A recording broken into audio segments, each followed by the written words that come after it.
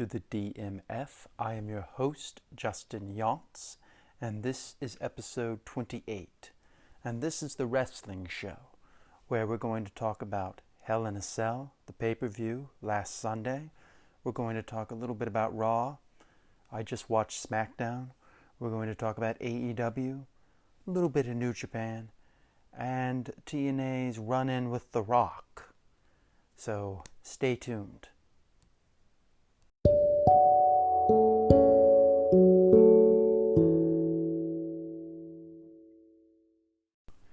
So, this Sunday we had Hell in a Cell, and I thought this wasn't a bad pay-per-view. We started off with Roman Reigns versus Jey Uso in an I Quit match in a Hell in a Cell, which unfortunately to me I feel that is overkill, but that's what they're doing.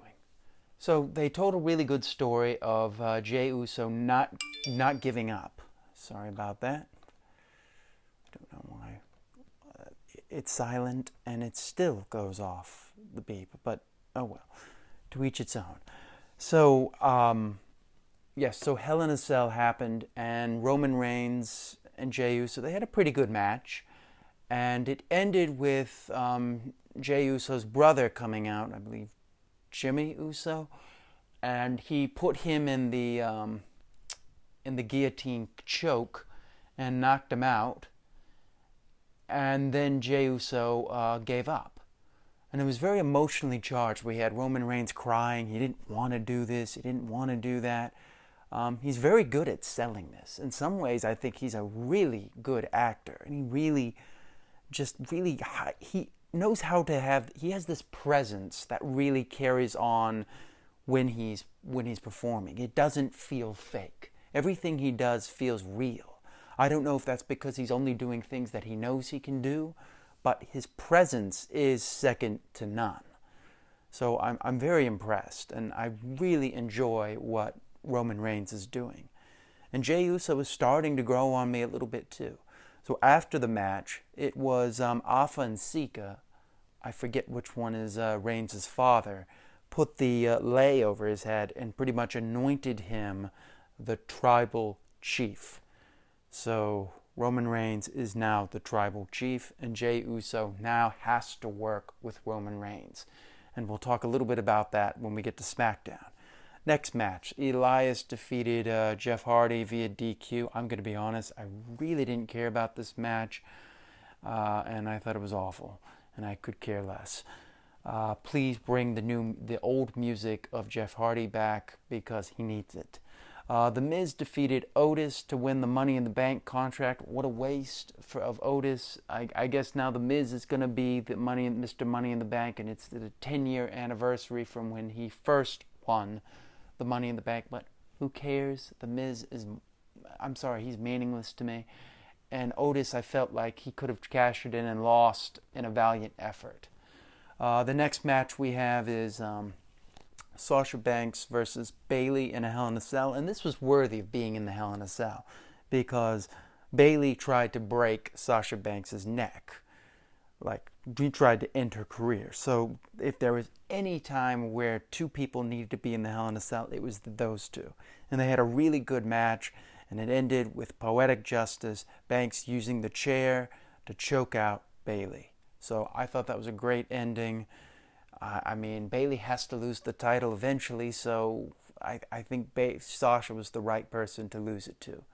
Bobby Lashley defeated Slapjack to retain the United States Championship.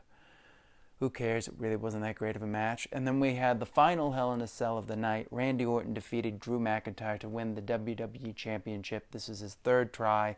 If he didn't win it here, I don't know when he was going to win it. Apparently this match was booked by Chris Park's Abyss. So they fought outside. Drew McIntyre took a bump to the outside a la Shawn Michaels in Hell in a Cell at Bad Blood 1997. I really enjoyed this match. Well, I didn't really enjoy it, but I liked it. I mean, my favorite was the Roman Reigns one because I'm really enjoying that. But I thought they did a really good job. And Orton dodged the Claymore kick and hit the RKO, and that was the 1, 2, 3. And when Drew McIntyre hit the table, before he like kind of dragged himself back to the ring, he was like, he almost had like internal bleeding. The problem that hurts the Hell in a Cell in this day and age in WWE is they don't do blood anymore. And if you don't do blood in a Hell in a Cell, I don't know what the point of doing a Hell in a Cell is. The Hell in a Cell was sold on blood. When you saw Shawn Michaels bleed after The Undertaker beat the crap out of him, it was sold on the blood. It was sold on violence, and they don't do that anymore. So now it just looks like a red cage that doesn't go anywhere. So I got to be honest with you. I thought this was a good pay-per-view. My favorite was the Roman Reigns match. I thought Sasha and Bayley was good. I liked that. It's just, I don't know, something's missing with that. I felt it would have made more sense if they were in the main event. I'm really enjoying Bayley. I think Bayley has reinvented herself, so I like that. And Randy Orton needed to get the title if they're going to do that. Let's move on to Raw. So we had Raw. Not much really happened. Basically, we'll just skip to the end because that was the only thing that really mattered to me. Well, Drew defeated The Miz with John Morrison in 4 minutes and 12 seconds, so that was smart. The real highlight was a moment of bliss with guest Randy Orton, and Randy Orton comes out and he says, where is the Fiend? And Drew McIntyre shows up and he beats the crap out of Orton, and then as Orton is running away, the Fiend shows up. And then he runs in to face Drew McIntyre. So he would rather fight him than fight the Fiend. So Raw was okay. I didn't really care about it. Let's move on to SmackDown. So SmackDown opens up with Roman Reigns and Jey Uso. And Roman Reigns is basically like, look, this is the way it's got to be. I got to do what I got to do. And so basically he said, you got to, kind of prove it to me. And then we had Kevin Owens versus Dolph Ziggler. I could care less. Owens won, but, it doesn't mean anything. Lars Sullivan cut a promo. I don't think he needs to be cutting these kind of promos. It kind of makes him look like, I don't know. Maybe it'll work. Maybe I'll be wrong. I'll see. Bianca Belair defeated Natalya and Billie Kay. It was okay. Actually, no, it wasn't. It was horrible. What am I talking about? Murphy apologizes to Ray, and it ends up to a big fight, and it's really dumb, and it's like Days of Our Lives stuff, and Aaliyah kissed Murphy, and who cares? This is not what I want to see in my professional wrestling. The Street Profits defeated Cesaro and Shinsuke Nakamura. Whatever. And then Jey Uso defeated Daniel Bryan in a good match. And then Roman Reigns came out and said, make him understand. And he beat the crap out of Daniel Bryan even more. And he said he gets it now. He gets it now. So now he's kind of aligned with Roman Reigns. So I thought that was a good way of continuing this story. So overall, the highlights in WWE are Roman Reigns. If you want to see the good stuff, just watch Roman Reigns. Everything else is just kind of eh. So, when I come back, we'll talk about AEW.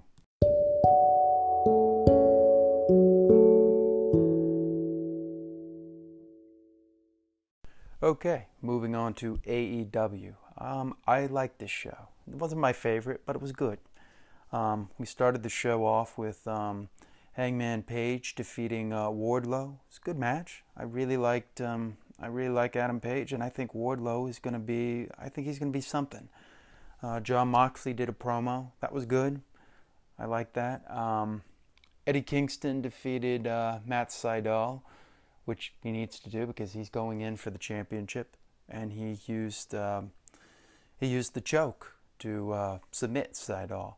The Young Bucks and FTR had an interview, and the highlight of this is the Young Bucks said that if they do not win, they will never challenge for the tag titles again. So I gotta believe they're winning here, and it's about time. They need to hold the AEW tag titles. I would have said let it move forward, or maybe move into next year, but no, let's put the titles on them. Everybody loves the Young Bucks. Just get it over with. The Inner Circle Town Hall was okay. We had Eric Bischoff showing up, and they did some things with, it was kind of good. MJF is really great on promos, so this was good. The pretty much the point of this is basically Jericho said, if you want to be in the inner circle, you have to beat me. So my guess is Jericho is going to beat him, and this is going to lead to a feud between MJF and Jericho, but we'll see. Cody defeated Orange Cassidy to retain the title. They had some outside interference from the Dark Order, so he didn't basically. Cody didn't see it, but basically, well, I think he did, didn't he? I guess no, he didn't have it. Well, there were the lumberjacks out there. Basically, John Silver jumped in and hit a pump kick on Cassidy. Cody didn't see the kick, but took advantage of it, and they hit the crossroads and pinned Cassidy. They still protected Orange Cassidy here. I think Darby Allin is probably going to win the title against Cody. I think it's a smart move. They did a thing with Kip Sabian and Miro attacking the Best Friends backstage. They said that we offered you presents, and then they beat the crap out of them. And Miro said he will never forgive them for what they have done. So then we move into, let's see, we had Serena Deeb, who just defeated, I forget, Thunder Rosa for the NWA Women's Championship, and that was, so Serena Deeb defeated Layla Hirsch to retain the title. We had Shawn Spears with Tully Blanchard defeating VSK. It was okay, I didn't really care. And then the main event was AEW World Title, the tournament, the end of the tournament, to decide who's going to be in the finals. Kenny Omega defeated Penta L0M. I don't know why we can't just call him Pentagon Jr., but he was substituting for Rey Fenix, and Kenny Omega acted very heelish here, and he continues to sell the heelish aspect of his character, so he's going heel. And I think he's defeating Adam Page. He's going to defeat Hangman Page, and he's going to win the world title from Moxley in February or January. And I think that's the right move, and I like the way they're booking everything, so that was good. NXT actually won the ratings war this week. I caught the tail end of it with Io Shirai defeating Candice LeRae in a tables, ladders, and scares match to retain her title. That was pretty good. They had a house of it. It was all Halloween Havoc stuff, so it was interesting. Johnny Gargano defeated Damian Priest, so Damian Priest maybe moving up in a Devil's Playground match. Pete Dunne returned. Santos Escobar defeated Jake Atlas in a non-title match. Cameron Grimes versus Dexter Lumis. That was stupid. Rhea Ripley defeated Raquel Gonzalez. Oh, it was okay. The Wednesday nights, I enjoyed AEW better, but, to each its own. We'll see what it's got to go on to. All right, so let's move on to the last things I'm going to talk about, and we'll wrap up with that.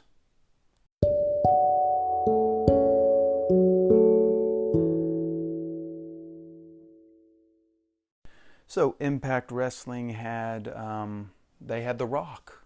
The Rock was on Impact Wrestling TV. Unbelievable. I mean, it was a taped segment, but to get The Rock, Dwayne Johnson, on their program says a lot about, his friendship with Ken Shamrock. Ken Shamrock asked The Rock to do an induction for him, and he did. And it was really nice, and it was really thoughtful, and so The Rock they have a segment of The Rock in Impact Wrestling. So, I believe this weekend we have Power Struggle, in New Japan's Power Struggle. And I'm excited to see where the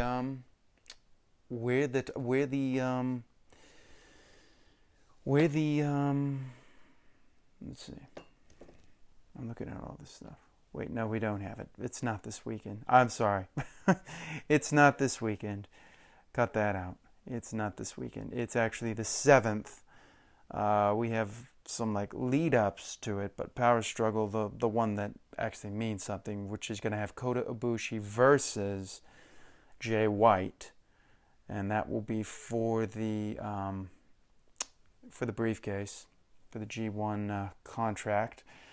And Tetsuya Naito versus Evil will headline that with the IWGP Heavyweight Championship and the IWGP Intercontinental Double Championship match, which he's been doing all year long, and I think they've done a good job of maintaining that. So that's what's going on there. I'm going to now riff a little bit and talk about some of the things that I think that are good. I'm enjoying the Roman stuff. I said that before, but I'm going to say it again. I really enjoy what they're doing with Roman Reigns. This is the perfect character for him. He's playing like a Godfather type character, and him delegating instructions is a great way for him to get heat. Instead of him destroying guys, he's got guys doing it for him, and he does it in a way that's so passive aggressive. He's not he's just like show them what's gonna happen to him. The Hell in a Cell, I feel the Hell in a Cell is flawed because you can't do blood. AEW, I'm enjoying Kenny Omega, and I think the Young Bucks are going to become champions. I'd like to see Jay White win the briefcase, but I don't know yet. The Rock thing was good, and yeah, I don't think I have much left to say. This is kind of going to be kind of a short show because I might start going into more detail with certain things here, but yeah, this is kind of a short show. They basically had a lot of qualifying matches for the Survivor Series because this is the one time a year where we have the brands fight each other, which is bull, but you know, that's what they want to say.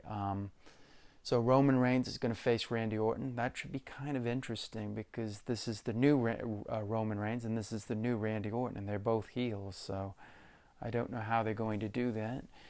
And the big thing happened is all the Twitch people like AJ Styles and Paige are being forced to shut down their Twitch, and I don't think they want this to happen. Paige is kind of like contemplating quitting the company, and I don't blame her. She probably makes a lot of money from the Twitch channel. So I think it's ridiculous that they're doing this to them, but that's what's happening.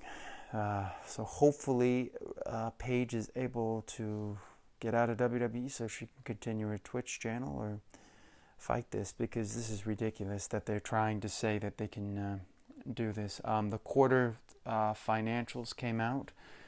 They did pretty well from all about. I mean, they fired everybody so that these things could work the way they have. And they had the Thunderdome and they presented that. And so, yeah, hopefully things change. But, yeah, interesting stuff happening in the world of professional wrestling. And with that, I think that about does it. I don't have much to say here. I think I'm going to take more extensive notes so that this can at least be more of a 30-minute show than 20-minute show. I hope you enjoyed this. I've got hopefully some more interviews coming back. I hope you enjoyed my interview with the Wrestling Superfan, and as always, you can check out the Dave Meltzer interview. I'm hoping to have another interview soon from another prominent wrestling journalist, but we will see. So I want to say thank you for listening, and I appreciate it. And I will see you next time on the DMF.